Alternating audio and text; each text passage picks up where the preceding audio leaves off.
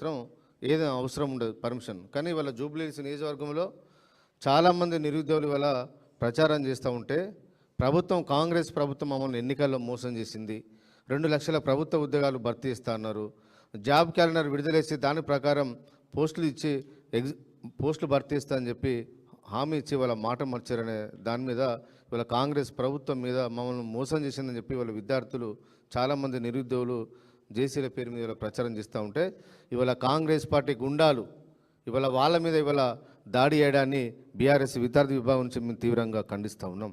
ప్రజాస్వామ్యం ఎవరైనా ప్రచారం చేసుకునే స్వేచ్ఛ ఉంటుంది. కాంగ్రెస్ కల్చర్ అంటేనే గుండారాజా అని చెప్పి వాళ్ళు మేము ప్రశ్నిస్తూ ఉన్నాం. ఆనాడు ఉమ్మడి రాష్ట్రంలో కూడా ఇదే కాంగ్రెస్ ప్రభుత్వం ఎక్కడ ఉప ఎన్నికలు జరిగినా కూడా ఆ రోజు విద్యార్థుల మీద దాడులు వేసిరు. కొల్లాపూర్లో అయితేనేమి, సిర్పూర్లో అయితేనేమి, గన్పూర్లో అయితేనేమి, ఎక్కడ ఉప ఎన్నికలు జరిగిన మహబూబ్నగర్లో అయితేనేమి విద్యార్థుల మీద దాడులు వేసి ఓడిపోతామనే భయంతో ఆ రోజు దాడులు వేసిరు. ఆ రోజు అయినా ప్రజలు ఓడిచ్చారు. ఇవాళ జూబ్లీహిల్స్ నియోజకవర్గంలో కూడా ఇవాళ అదే జరుగుతూ ఉన్నది. ఒక దిక్కు ప్రజలంతా కాంగ్రెస్ పార్టీకి వ్యతిరేకంగా అందరు పోలరైజ్ అవుతున్నారు. కాంగ్రెస్ పార్టీని ఓడిస్తేనే, కాంగ్రెస్ పార్టీకి బుద్ధి చెప్తేనే ఇవాళ సంక్షేమ పథకాలు వాళ్ళు ఇచ్చిన హామీలు అమలు ఇస్తారనే ఉద్దేశంతో ప్రజలందరూ ఏకమవుతా అంటే ఇవాళ కాంగ్రెస్ ప్రభుత్వానికి చిత్తశుద్ధి ఉంటే వాళ్ళకు సంబంధించిన ఆ స్కీములు పెట్టాలి. ఏదైనా స్కీములు పెట్టి ఆ ప్రజలను ఆదుకోవాలి తప్ప ఇవాళ పోలీసులతో బేరిస్తే ఓట్లేస్తారని చెప్పి ఇవాళ కాంగ్రెస్ పార్టీ పగటి కలలు అంటుంది.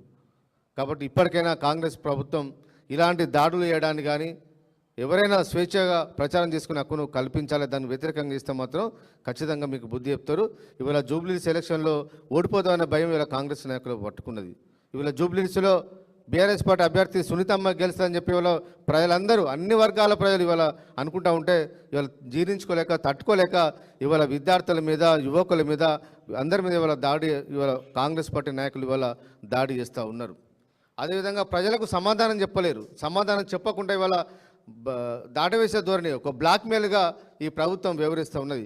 ఇవాళ ఈ రాష్ట్రంలో 2200 ఇన్స్టిట్యూషన్స్ ఇవాళ విద్యాసంస్థలు అందరూ ప్రొఫెషనల్ కాలేజ్ కానీ, డిగ్రీ కాలేజ్ కానీ, బీటెక్ కాలేజ్ కానీ, ఐటీఐ, ఫార్మసీ, ఐఐటీలు, ఐటీఐ కాలేజీలు ఇవన్నీ ఇలా పనిచేసే స్టాఫ్ యాజమాన్యులు అందరూ కూడా రియంబర్స్మెంట్ రాక దాదాపు 8,500 కోట్ల రూపాయలు ఫీజు రియంబర్స్మెంట్ పెండింగ్లో ఉందని చెప్పి గత 6 నెలలుగా దసరా ముందు నుంచి వాళ్ళు ప్రభుత్వాన్ని విజ్ఞప్తి చేసినా కూడా ఇవాళ ఈ ప్రభుత్వానికి చీమ కొట్టినట్లు లేదు.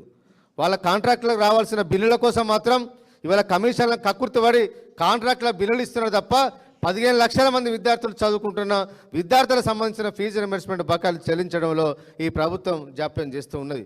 ఉమ్మడి రాష్ట్రంలో కూడా ఎప్పుడు కూడా ఒక విద్యా సంస్థలు ప్రభుత్వానికి నోటీసులు